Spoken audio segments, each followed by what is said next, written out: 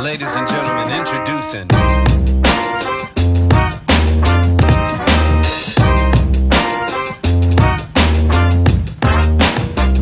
Are you ready?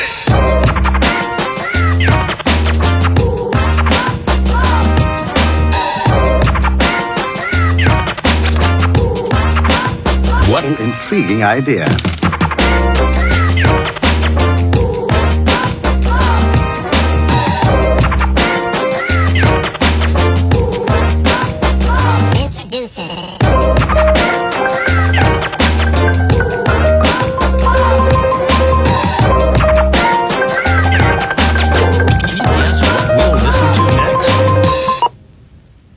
I want to give you a short little tour of our brew house, kind of show you where we make beer, what our setup is, what our equipment is, and kind of how things go here at Barn Swallow Brewing. So first we'll start with our smallest piece of equipment. This is the Spike Solo 10 gallon, the 120 version. I haven't actually used this yet. I purchased this along with another piece of equipment that I was wanting. I don't know if I'm gonna hold on to it or not, but it's got everything you need to brew. It's got the controller, pumps, everything. What I'm brewing on, and I'll come back to this area in a minute, is I have the Spike Solo 20 gallon, and this is a 240 amp version.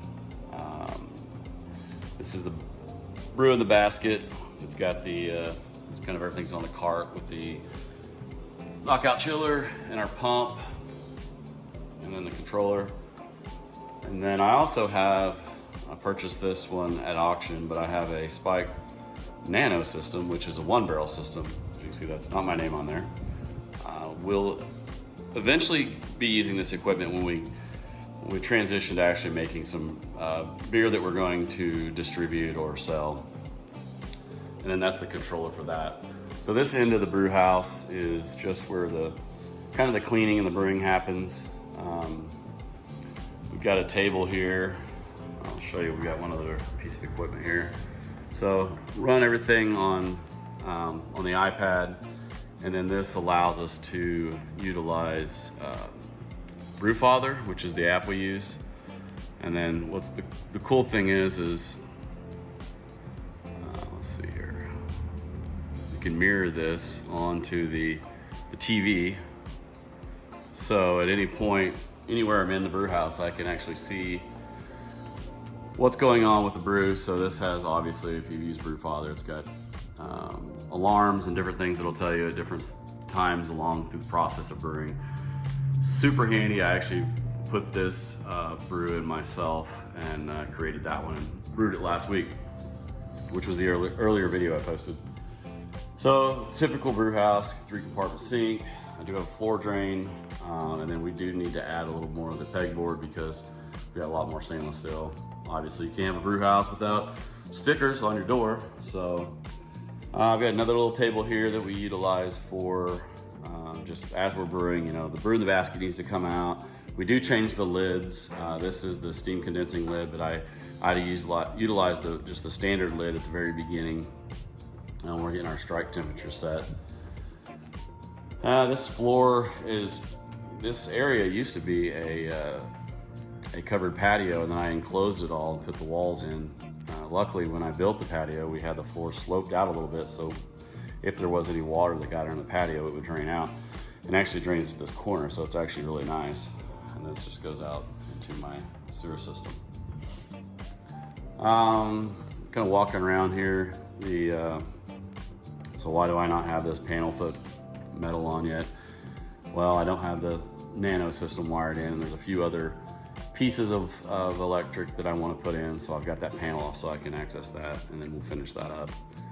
I do have 4 of the Spike Conicals, the unit tanks. These are CF15s, they're half-gallon tanks. I have an SS Brewtech glycol chiller. I believe this is a 3/8 horsepower. It'll do up to 6 different tanks. And then I have 2 CF30s. These are 1-barrel tanks, so obviously I won't be using these for a while because even these half barrels are a little too large right now, because I really just want to brew about 5 gallons or less of beer. as I'm going through recipes and trying to develop what we're going to have here at our brewery. Moving on around, for heat and air, I've got a mini split system that I installed myself, which is kind of cool. And I've got a workbench here, keep all the odds and ends stuff, the parts and pieces. Still have a lot to do in terms of organizing, because these two shelves here are just not enough. I've got to get some more shelves or cabinets put in. And then up top we've got some corny kegs, which we're kind of going through those. This is where all the malt is stored. We have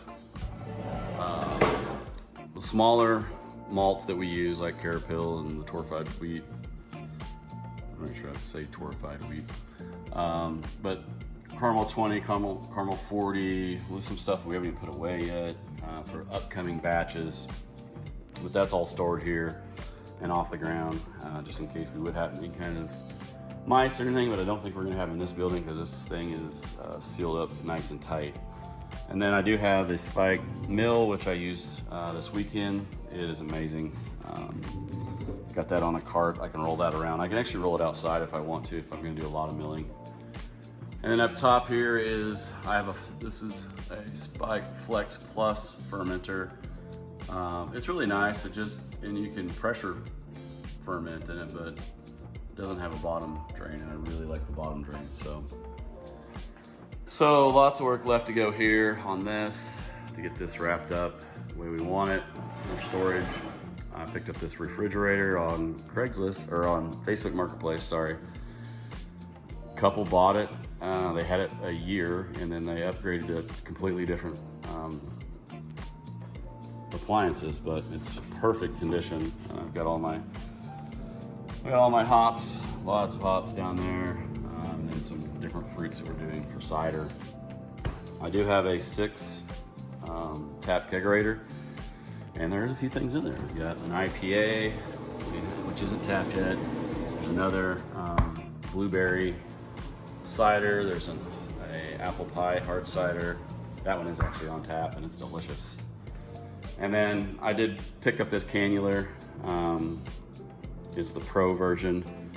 I need to get it adjusted because it's not set for these cans. So I bought these Blake cans as part of a auction that I bought a lot of this equipment at. And I have 100 of those cans, so I'm going to get that thing adjusted down to the way it needs to be. But yeah, this is pretty much it. Just our humble beginnings as we try to put together recipes in a brewery. This is just really a test kitchen. I mean, this is not going to be the forever brewery. It's just where we can kind of do our mad science stuff at and figure out how to really learn how to brew. That's the thing. I'm brand new to this. Lucky I have a lot of equipment, but I've got a lot to learn. So I appreciate you watching this intro to our little brew house, and I hope you follow along on our future videos and journey to open a destination style craft brewery here in Southwest Missouri. Thanks, guys.